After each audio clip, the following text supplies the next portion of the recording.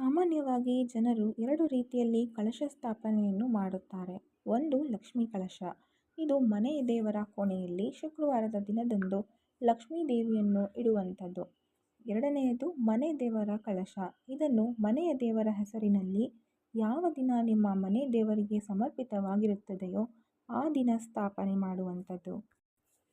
ಕಲಶವನ್ನು ಸ್ಥಾಪನೆ ಮಾಡಿದ 5 ದಿನಗಳಿಗೊಮ್ಮೆ ಅಥವಾ 15 ದಿನಗಳಿಗೊಮ್ಮೆ ಕಲಶವನ್ನು ಶುದ್ಧ ಮಾಡಬೇಕು. ಕಲಶದಲ್ಲಿ ಎಲೆ ಅಥವಾ ತೆಂಗಿನಕಾಯಿಯನ್ನು ತೆಗೆದು ಹೊಸದನ್ನು ಇಟ್ಟು ಕಲಶ ಸ್ಥಾಪನೆ ಮಾಡಬೇಕು.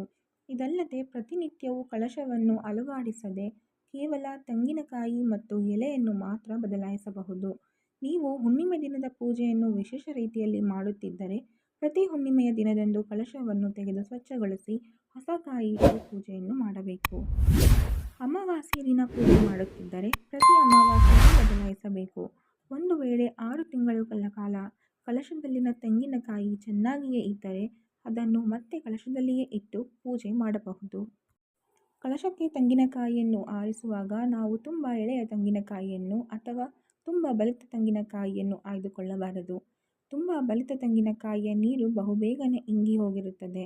ಕಲಶಕ್ಕೆ ತೆಂಗಿನಕಾಯಿಯನ್ನು ಇಡುವ ಮುನ್ನ ಅದನ್ನು ಒಂದಿಷ್ಟು ಸಮಯ ನೀರಿನಲ್ಲಿ ಇಟ್ಟು ಅದನ್ನು ಕಲಶದಲ್ಲಿಡಬೇಕು. ಈ ರೀತಿ ನೀರಿನಲ್ಲಿಟ್ಟು ನಂತರ ಕಲಶದಲ್ಲಿಡುವುದರಿಂದ ದೀರ್ಘಕಾಲದವರೆಗೆ ತೆಂಗಿನಕಾಯಿ ಚೆನ್ನಾಗಿರುತ್ತದೆ. ಕಲಶದಲ್ಲಿಡುವ ತೆಂಗಿನಕಾಯಿಯ ಮೇಲೆ ಅರಿಶಿನ ಕುಂಕುಮವನ್ನಿಟ್ಟು ನಂತರ ಇಡಬೇಕು. ಒಂದು ವೇಳೆ ಪದೇ ಪದೇ ಕಲಶದ ಮೇಲಿಟ್ಟು ತೆಂಗಿನಕಾಯಿ ಒಣಗಿ ಹೋಗುತ್ತಿದ್ದರೆ, ಹಾಳಾಗುತ್ತಿದ್ದರೆ ಇದು ನಿಮ್ಮ ಮನೆಯಲ್ಲಿ ನಡೆಯಲಿರುವ ಅಶುಭ ಸೂಚನೆಯ ಅಥವಾ ಕೆಟ್ಟ ಘಟನೆಗಳ ಸಂಕೇತವಾಗಿರಬಹುದು. ಕೆಲವೊಮ್ಮೆ ಕಲಶದಲ್ಲಿಟ್ಟಿರುವ ತೆಂಗಿನಕಾಯಿಯಲ್ಲಿ ಹೂ ಬರುವುದು ಅಥವಾ ಮೊಳಕೆ ಒಡೆಯುವುದನ್ನು ನೀವು ಗಮನಿಸುತ್ತಿರುತ್ತೀರಿ. ಇದನ್ನು ಅತ್ಯಂತ ಶುಭ ಅಥವಾ ಮಂಗಳಕರ ಸೂಚನೆ ಎಂದು ಪರಿಗಣಿಸಲಾಗುತ್ತದೆ. ತೆಂಗಿನಕಾಯಿಯಲ್ಲಿ ಈ ರೀತಿಯಾದರೆ ಅದು ನಿಮ್ಮ ಮನೆಗೆ ಧನ ಸಂಪತ್ತು ಹಾಗೂ ಸಮೃದ್ಧಿಯನ್ನು ತರುವ ಸೂಚನೆಯಾಗಿರುತ್ತದೆ.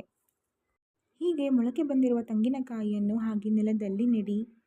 ಒಂದು ವೇಳೆ ಇದು ಸಾಧ್ಯವಾಗದೇ ಇದ್ದರೆ ಮೊಳಕೆ ಬಂದಿರುವ ತೆಂಗಿನಕಾಯಿಯನ್ನು ದೇವಸ್ಥಾನಗಳಿಗೆ ದಾನವಾಗಿ ನೀಡಬಹುದು. ಇದು ಮನೆಯ ಅಭಿವೃದ್ಧಿಯನ್ನು ಸೂಚಿಸುತ್ತದೆ.